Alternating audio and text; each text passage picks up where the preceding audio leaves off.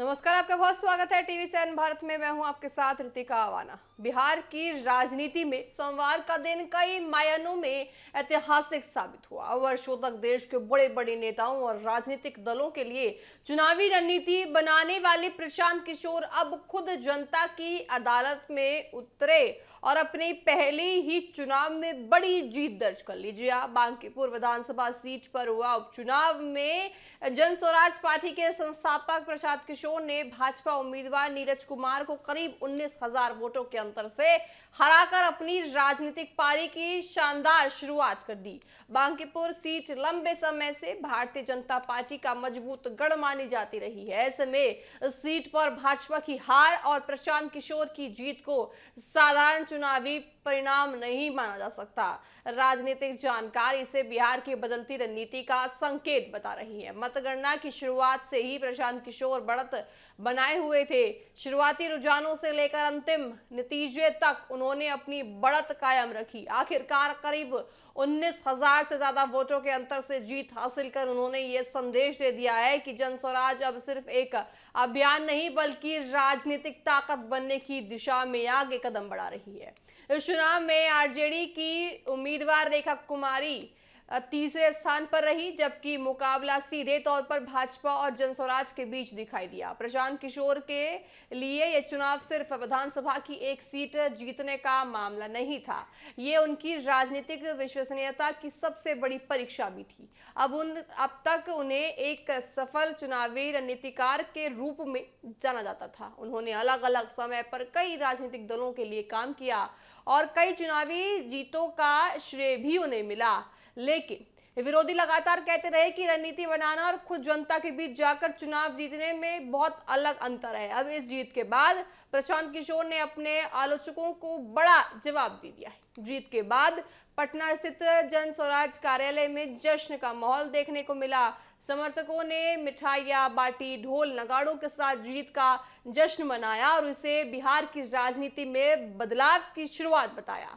प्रशांत किशोर पहले भी कई बार कह चुके हैं कि उनका उद्देश्य केवल चुनाव लड़ना नहीं बल्कि बिहार को नई राजनीति दिशा देना है। उनका दावा रहा है कि राज्य की राजनीति लंबे समय से कुछ चुनिंदा दलों के बीच सिमट कर रह गई है और जनता के आपको बताएं कि उनको पूरी तरह से सिमट कर रह गई है। जनता को एक न्याय विकल्प मिलता हुआ नजर आ रहा है। हालांकि इस जीत के साथ उनकी जिम्मेदारी भी बढ़ गई है, क्योंकि अब जनता सिर्फ उनके वादों को नहीं बल्कि उनके प्रदर्शन को भी देखेगी। बांकीपुर उपचुनाव के साथ देश के 2 अन्य राज्यों में भी विधानसभा उपचुनाव हुए। मध्य प्रदेश और दतिया सीट पर कांग्रेस ने जीत दर्ज की, जबकि गुजरात की मंजलपुर सीट पर बीजेपी ने अपनी पकड़ बरकरार रखी। यानी 3 राज्यों के नतीजों ने 3 अलग अलग राजनीतिक संदेश दे दिए हैं। लेकिन सबसे ज्यादा चर्चा बिहार की बांकीपुर सीट की रही, जहां प्रशांत किशोर की जीत ने राष्ट्रीय राजनीति का ध्यान अपनी ओर पूरी तरह से खींच लिया।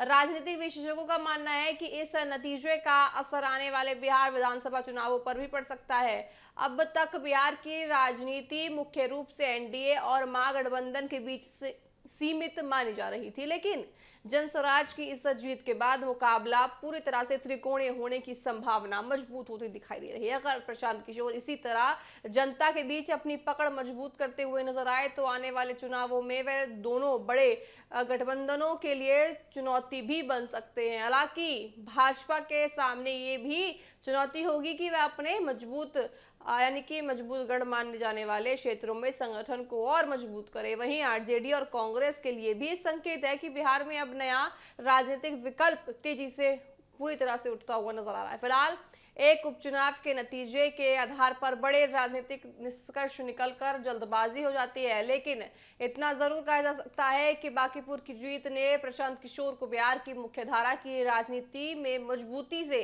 स्थापित कर दिया है। अब सबसे बड़ा सवाल यही है कि क्या ये जीत सिर्फ एक सीट तक सीमित रहेगी या फिर जन स्वराज आने वाले विधानसभा चुनावों में भी इसी प्रदर्शन को दोहरा पाएगी।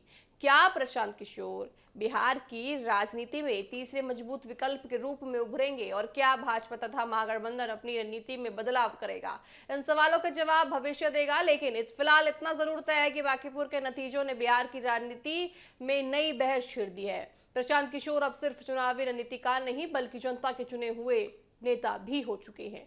आने वाले समय में उनकी राजनीति किस दिशा में जाती है, इस पर सभी की निगाहें टिकी हुई हैं।